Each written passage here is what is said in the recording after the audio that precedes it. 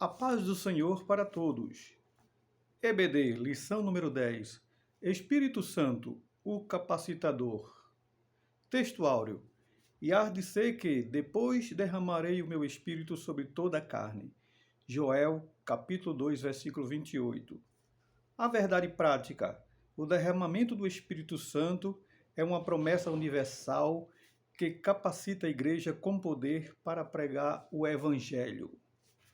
O Espírito Santo, ele distribui dons e conduz a igreja com manifestações sobrenaturais, promovendo três coisas. Quais são elas?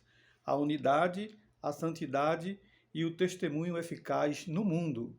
Então, o Espírito Santo distribui dons, conduzindo a igreja para manifestações sobrenaturais, promovendo essas três coisas, que é a unidade entre os irmãos e a Trindade, a santidade e testemunho eficaz.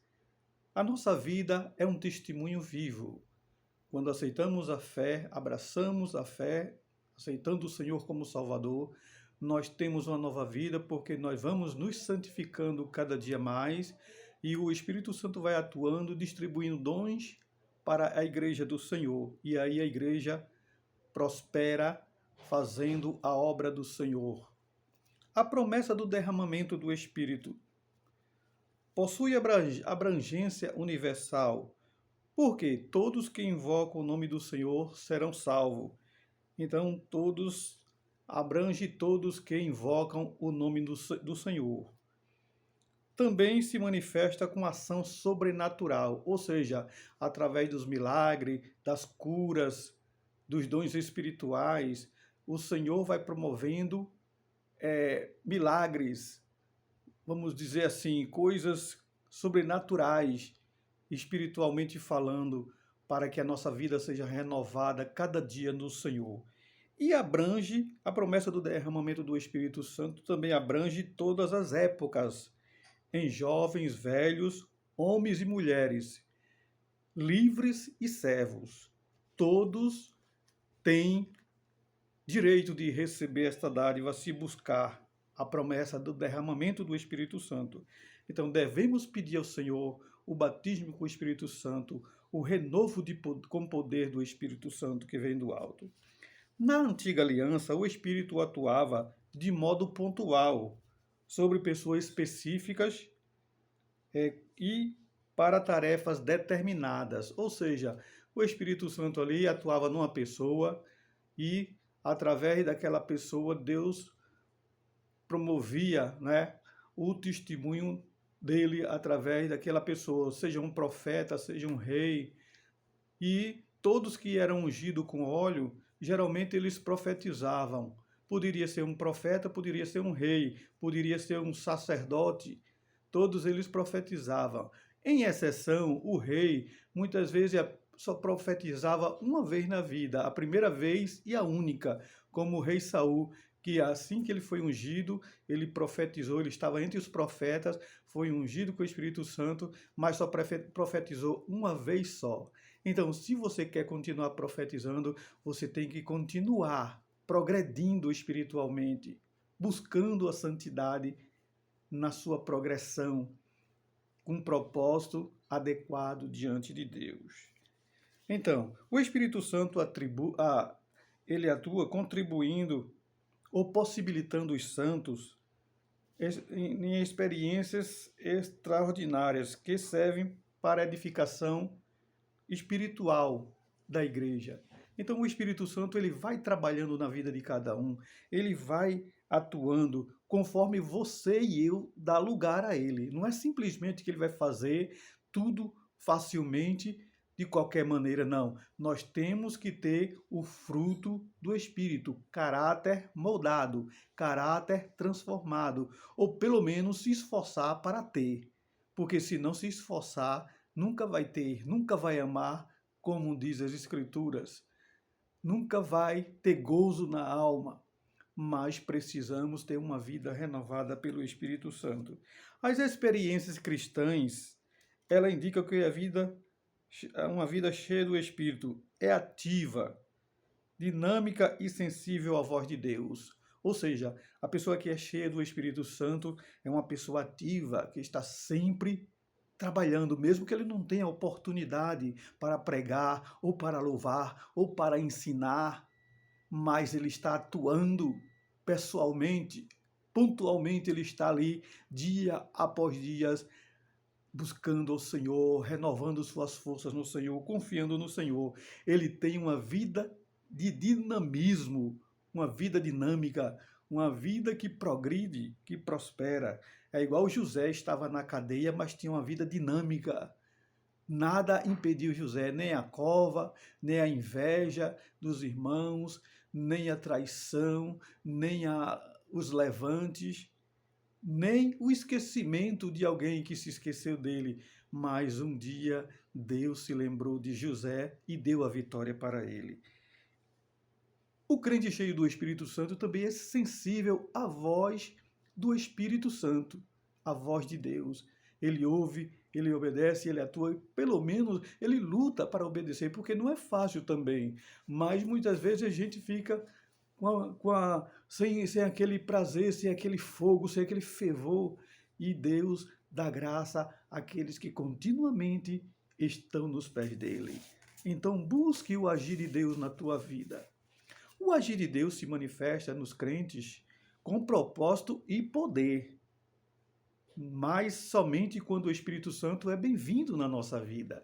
Se ele não for bem-vindo na tua vida, na minha vida, ele não vai agir se manifestando com propósito e poder, porque você precisa dar lugar. É a palavra que diz: se você abrir a porta, eu entrarei e cearei com você. Cultivar uma vida de comunhão e santidade é um canal sensível para as manifestações dos dons do Espírito Santo. Então você tem que cuidar, tem que colocar água na sua planta, tem que colocar adubo na sua planta. E, se é possível, irradiar sua planta com energias da natureza para que ela desenvolva mais forte. No sentido espiritual, buscar energia do Espírito Santo, buscar graça, procurar conversar com Ele, buscar a Deus em oração, ter uma vida sensível às coisas de Deus. E aí o Espírito Santo vai fluir poderosamente na tua vida. A profecia bíblica, ela aponta para um tempo específico. Naqueles dias derramarei o meu espírito. Joel, capítulo 2, versículo 29. Então, ela aponta para um dia específico, que aconteceu também no dia de Pentecoste, o derramamento do poder de Deus. Tais expressões referem-se à chegada do Messias e ao início dos eventos escatológicos dos últimos dias. Atos, capítulo 2, versículo 17. Então, essas expressões que fala naqueles dias derramarei o meu espírito, também fala da vinda do Messias e dos eventos finais, os eventos escatológicos que hão de acontecer após o arrebatamento da igreja. A igreja do Senhor foi inaugurada com a descida do Espírito Santo, e sua atuação prossegue de forma contínua na vida dos santos até o arrebatamento dos salvos. Efésios capítulo 1, versículo 13.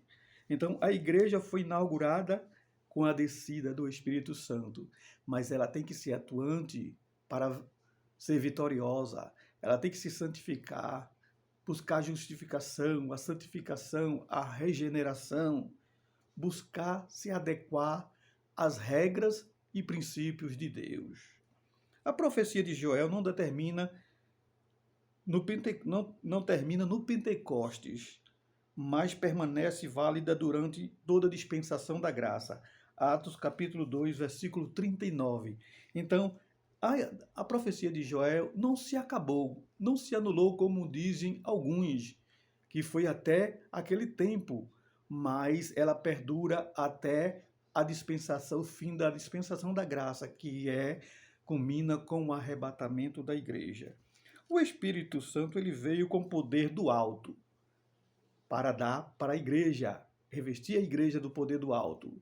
Lá em Lucas, capítulo 1, versículo 78, o profeta Zacarias profetizou: o Senhor do alto nos visitará, ou o Senhor nos visitou do alto. Este visitou aí é a presença do Espírito Santo que foi dada a nós por meio do Espírito Santo, enviada e solicitada por Jesus. Ele disse: eu vou, mas não vos deixarei órfãos. Eu enviarei outro Consolador para que esteja com vocês até a consumação dos séculos. Então, Jesus assegurou aos discípulos que eles seriam revestidos de poder. Lucas capítulo 24, 49. Nós seríamos revestidos de poder, mas para isso tinha que esperar, tinha que buscar, tinha que pedir. Muitos desanimaram. Só tinha cerca de quase 120 pessoas no cenáculo. Era para estar lotado.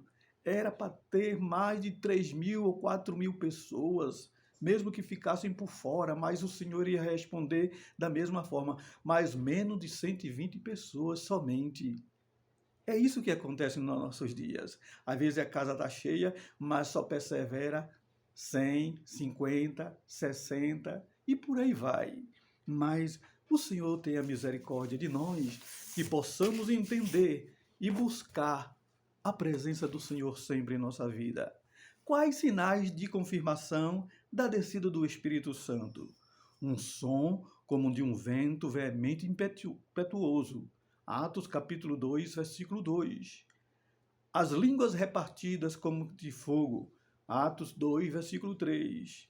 São sinais audíveis e visíveis da chegada do Espírito. Ou seja, ali foi uma confirmação verídica, original, que o Espírito Santo havia descido naquele lugar.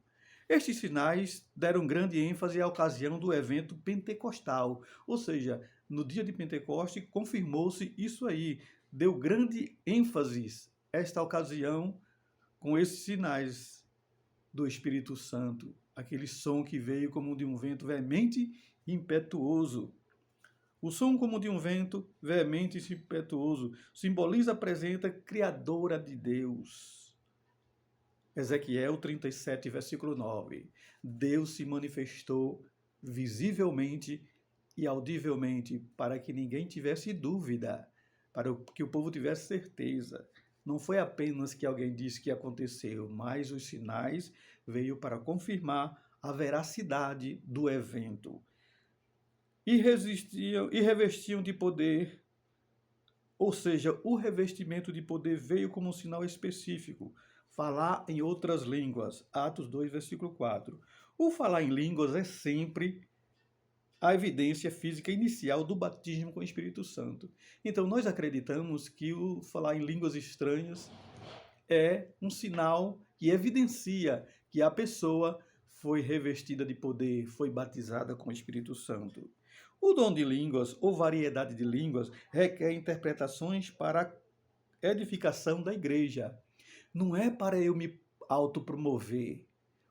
Os dons e a interpretação das línguas, as línguas estranhas e a interpretação delas não é para me promover, para eu ficar no auge da minha carreira. Não, mas é para a edificação do corpo inteiro, da igreja do Senhor Jesus.